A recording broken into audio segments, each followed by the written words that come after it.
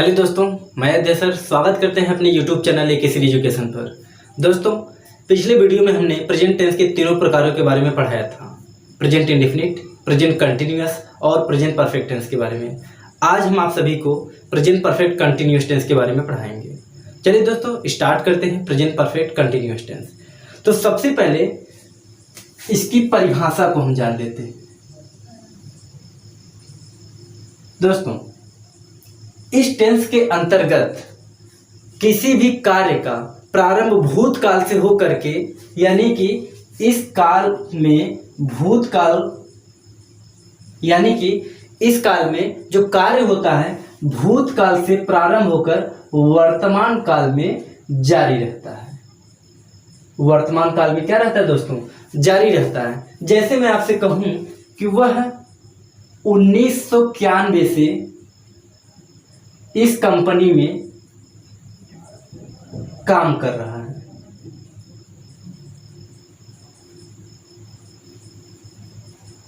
दोस्तों, यहां पे आपने देखा कि जो व्यक्ति है कब से काम कर रहा है? 1991 से। जो 1991 से है ये हमारा क्या है?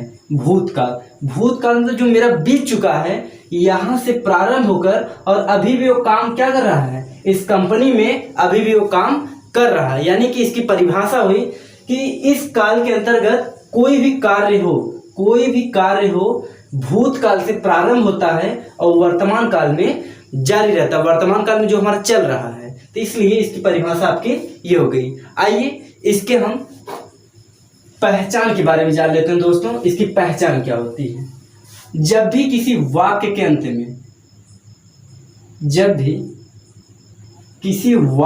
अंत में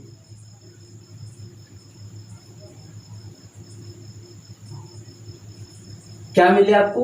रहा है और रही है,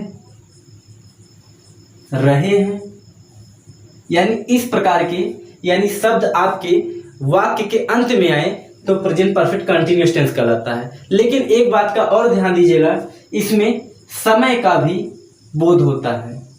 किसका? समय का भी बोध होता है। और यदि सिर्फ रहा है, रही है, रहे आएगा तो वह प्रेजेंट कंटिन्यूअस टेंस कहलाएगा। जब रहा है, रही है के साथ समय का बोध होगा तो आपके क्या कहलाएंगे? Present perfect continuous tense. एक बात का और आप नोट कर लीजिएगा, यह आपको कहीं जल्दी मिलने वाला नहीं है। जब भी किसी वाक्य के अंत में ता रहा है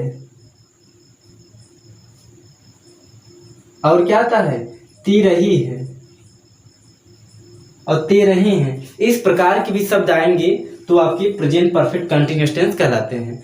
हमने दो चीज जाना, एक परिभाषा, इस टेंस के अंतर्गत हमारा कार्य भूतकाल से प्रारंभ होकर वर्तमान काल में जारी दिखाया जाता है। और दूसरा मैंने बताया, जब भी किसी वाक्य के अंत में रहा है, रही है, रहे हैं शब्द आए और उसमें किसका बोध हो दोस्तों? समय का बोध हो। जैसे मैंने ऊपर लिखा था कि वह 1991 से इस कंपनी में काम कर रहा है, लास्ट में रहा रही तो आया, लेकिन उसमें समय दिया गया है 1991 से।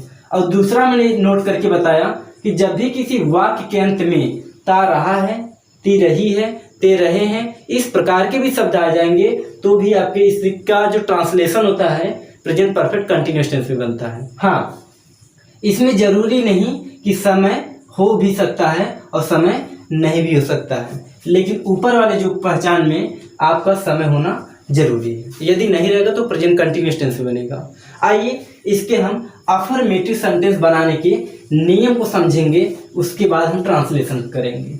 ठीक है दोस्तों? तो अफर्मेटिव रूल में सबसे पहले आपको क्या लेना पड़ेगा?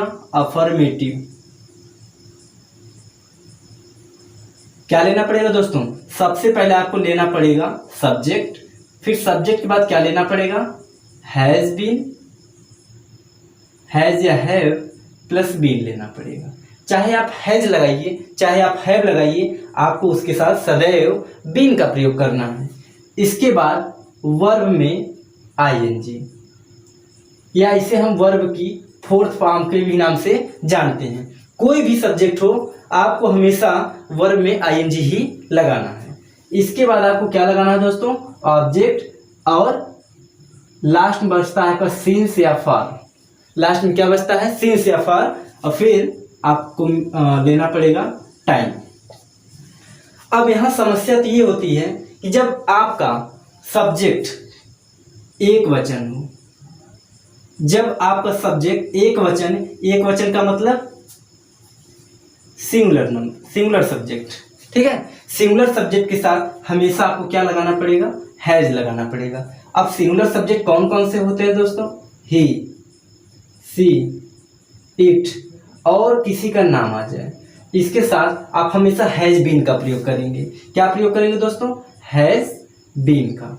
जब आपका सब्जेक्ट क्या होना चाहिए, बहुवचन होना चाहिए। बहुवचन जब होगा तो आप इसके साथ क्या लगाएंगे दोस्तों, have been,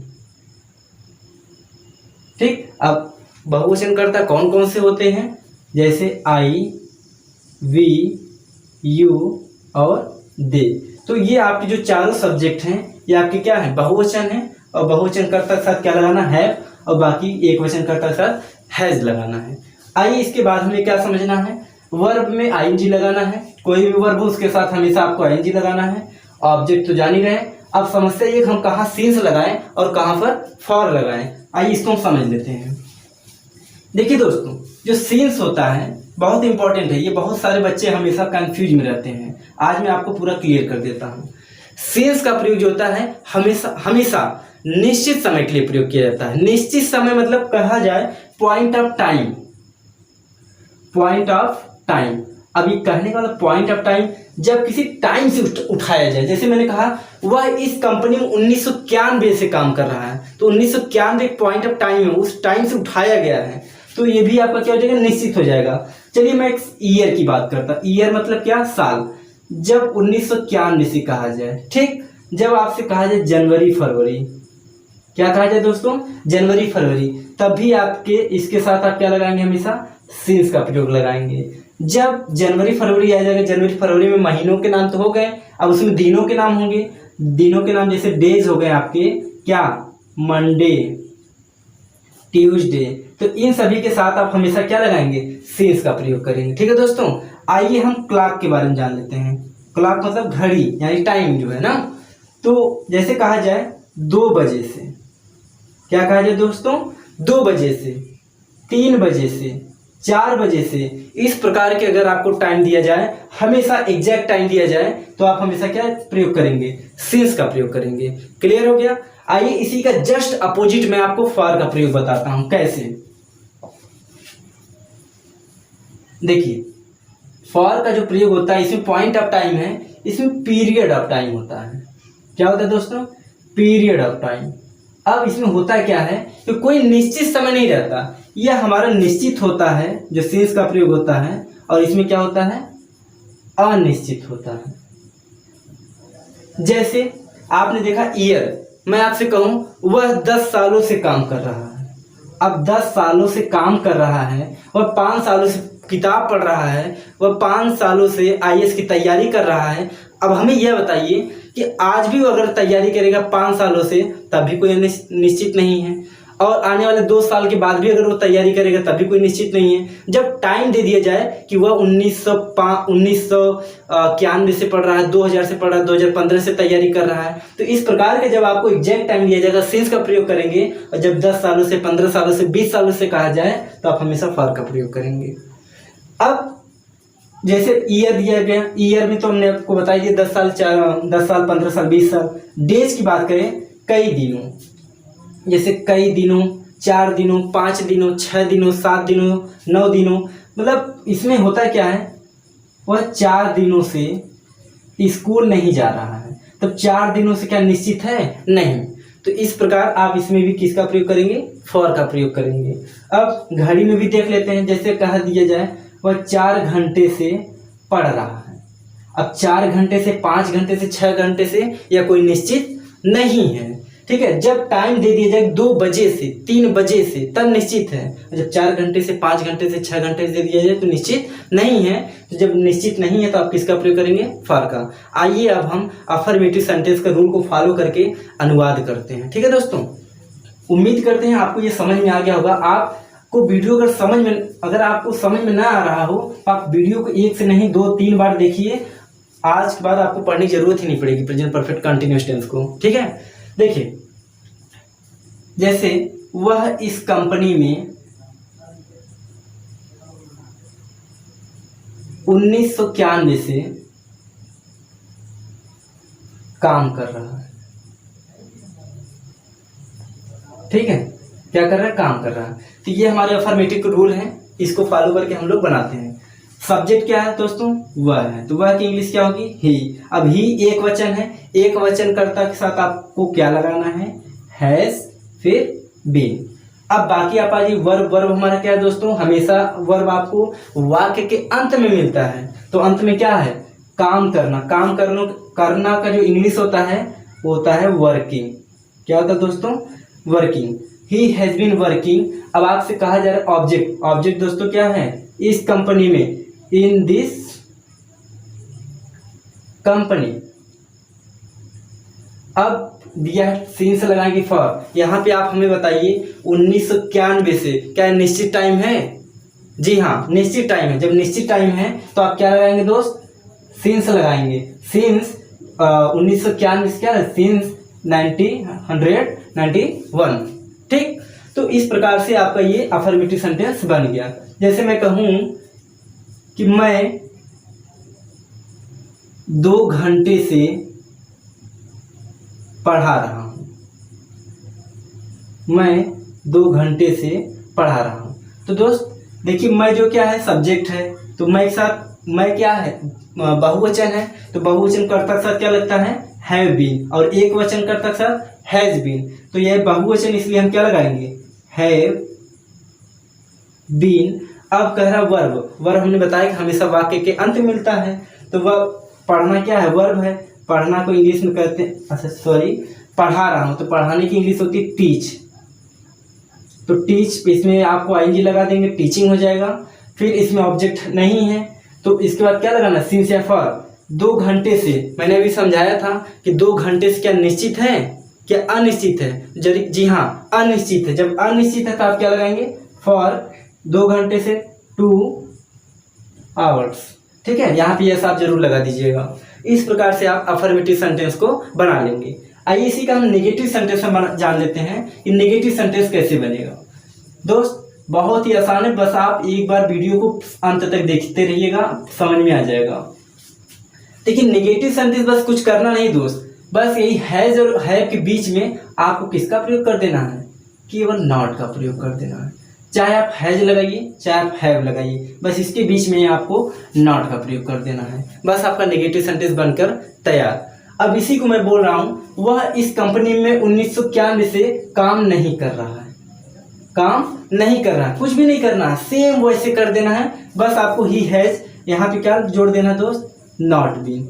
he has not been working in this company since 1991। Okay, मैं 2 घंटे से पढ़ा रहा हूं, तो इसका नेगेटिव क्या हो जाएगा?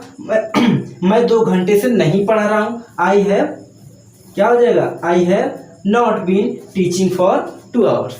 समझ में आया? ये आपको नेगेटिव सेंटेंस हमेशा हैज और हैव के बीच में हैज और बीन के बीच में लगाना है। चाहे हैज या हैव हो और बीन के बीच में नॉट का प्रयोग कर देना है। ठीक, अब पढ़ते हैं इंट्रोगेटिव सेंटेंस। इंट्रोगेटिव सेंटेंस जब भी किसी वाक्य में प्रश्न पूछा जाए, जब भी किसी वाक्य में प्रश्न पूछा जाए, इंट्रोगेटिव सेंटेंस कहलाता है, यानी प्रश्नवाचक वाक्य कहलाता है। अब प्रश्नवाचक वाक्य के एक 2 प्रकार से प्रश्न पूछा जाता है। जब किसी वाक्य की शुरुआत में WH फैमिली यानी जो प्रश्नवाचक शब्द होता है पहले ही आ जाए, वो इंट्रोगेटिव फर्स्ट होता है। जैसे क्या मैं 1995 से पढ़ रहा हूं। दोस्त यहाँ पे आप इंट्रोगेटिव जो आपके साइन होते हैं इसको लगा दीजिएगा। तो क्या जो शब्द है पहले ही मिल गया, तो ये आपका इंट्रोगेटिव क्या हो जाएगा दोस्त? फर्स्ट हो जाएगा। इसका हम लोग ट्रांसलेशन कैसे करेंगे? जब क्या शब्द पहले आ जाए और आपको यहाँ दिखाई दे रहा है अंत में रहा है, रही है आया, और इसमें क्या दिखाई दिया? समय दिखाई दिया। ठीक, तो इसमें करना क्या है आपको सबसे पहले क्या लेना पड़ेगा? हैज या have plus subject plus been, verb में ing प्लस ऑब्जेक्ट सिंस या फॉर प्लस टाइम लेना है। और बाद में ये मत भूलिएगा प्रश्नवाचक चिन्ह आपको जरूर लगाना होगा, ठीक है। आइए इसको हम जानते हैं। क्या मैं 1991 से पढ़ रहा हूँ, तो क्या शब्द जो दोस्तों इसकी इंग्लिश नहीं लिखी जाएगी, जब भी इसकी इंग्लिश क्या है, इसका हेल्पिंग वर्ब से स्टार्ट होता है। तो मैं शब्द क्या है, बहुवचन है। जब बहुवचन है तो आपको हैज लगाना है कि हैव लगाना है। तो मैंने बताया था जब बहुवचन होगा तो आपको हमेशा हैव लगाना है। इसलिए क्या शब्द की इंग्लिश न लिख करके हमें क्या लिखना होगा, हैव, ठीक, हैव। इसके बाद क्या लिखना है दोस्त, सब्जेक्ट। सब्जेक्ट हमारा क्या है, आई, फिर बीन लगा दीजिए, वर्ब में आएंगी, वर्ब हमारा क्या, पढ़ना। तो आप क्या करेंगे, रीडिंग।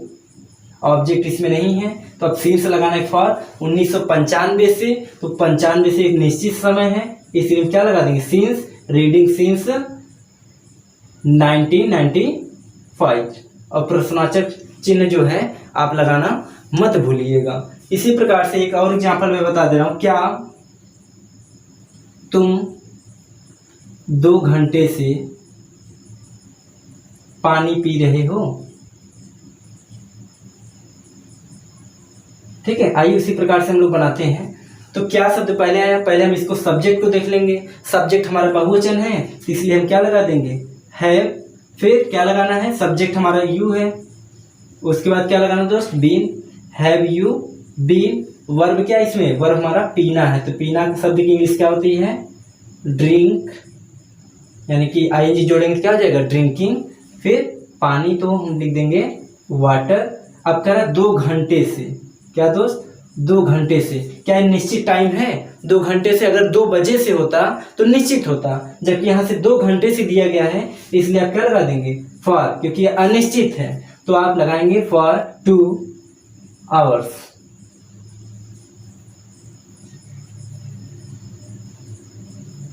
ठीक, आइए हम इंट्रोगेटिव सेकंड को हम बहुत ही आसानी से इसी रूल में समझ लेंगे। इंट्रोगेटिव सेकंड, बस अंतर क्या दोस्त, जब भी किसी वाक्य के बीच में, जब भी कोई वाक्य हो दोस्त, उसके बीच में क्या आ जाए, WH फैमिली जो शब्द होते हैं, यानी कब, क्यों, कैसे, कहाँ, और या हम कह सकते हैं क्वेश्चन वर्ड। 2 शब्द आप जानते रहिए, प्रश्नवाचक शब्द जिसे कहते हैं। जब भी किसी वाक्य के बीच में आ जाए तो आपके प्रश्न इंट्रोगेटिव सेकंड होते हैं, इंट्रोगेटिव सेकंड होते हैं। तो कैसे इसका बनाना है, बस आपको कुछ भी नहीं करना, इसके आगे प्लस का चिन्ह लगा के आप क्वेश्चन W कर दीजिए, बस आपके रूल सारे तैयार हो गए। चलिए कैसे, बस करना क्या है, इसमें आप सबसे पहले क्या को हटा दीजिए। मैं 1991 से पढ़ रहा हूं, बस इसमें लगा मैं 1995 से क्यों पढ़ रहा हूं, और दूसरा तुम 2 घंटे से पानी क्यों पी रहे हो। ठीक, ये आपके इंट्रोगेटिव सेकंड हो गए। चलिए कैसे बनता है देखिए, देखते हैं। बस कुछ भी नहीं करना दोस्त, बहुत ही आसानी से बन जाएगा, देखिएगा कैसे। क्यों शब्द है, हमने बताया था क्वेश्चन वर्ड उठाइए, प्रश्नवाचक शब्द उठाइए। प्रश्नवाचक शब्द क्या है, क्यों। क्यों शब्द की इंग्लिश क्या होती है, वाई। अब वाई, आप यहाँ सब्जेक्ट देखिए, मैं है, तो मैं बहुवचन, इसलिए हम क्या लगा देंगे, हैव, वाई हैव। इसके बाद सब्जेक्ट लेना, सब्जेक्ट हमारा क्या होता है, आई। फिर बीन, वर्ब क्या है दोस्त, पढ़ना, पढ़ना की इंग्लिश क्या होती है, रीड, और आईएनजी जोड़ के क्या कर देंगे, रीडिंग। फिर आप इसमें ऑब्जेक्ट नहीं दिया तो सिंस या फॉर लगाना है, वो तो ऑलरेडी आप जानते हैं। जब निश्चित होगा तो आप क्या लगा देंगे, सिंस लगा देंगे। क्या लगाएंगे दोस्त, सिंस लगाएंगे 1995। और आप इसको भूलिएगा मत, प्रश्नवाचक चिन्ह को लगाना, ठीक है।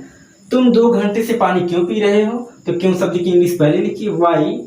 फिर सब्जेक्ट लेना है, sorry, why have you been. इसी प्रकार से दोस्त बनते चला जाएगा। पीना की इंग्लिश क्या होती है, ड्रिंक, यानी कि आईएनजी जोड़ेंगे क्या हो जाएगा, ड्रिंकिंग वाटर। फिर आपको लेना होगा सिंस या फॉर, 2 घंटे से निश्चित नहीं है इसलिए हम क्या लगा देंगे, फॉर 2 आवर्स। बस आपको प्रश्नवाचक चिन्ह लगा देना, ठीक। तो इसी प्रकार से दोस्त आप प्रेजेंट परफेक्ट कंटिन्यूअस टेंस को बहुत आसानी से समझ सकेंगे। और मैं आपसे एक चीज़ और कहूँगा, अगर आपको समझ में नहीं आ रहा है तो एक बार, दो बार, तीन बार वीडियो इसको देखिए, दोबारा आपको पढ़ने की आवश्यकता है।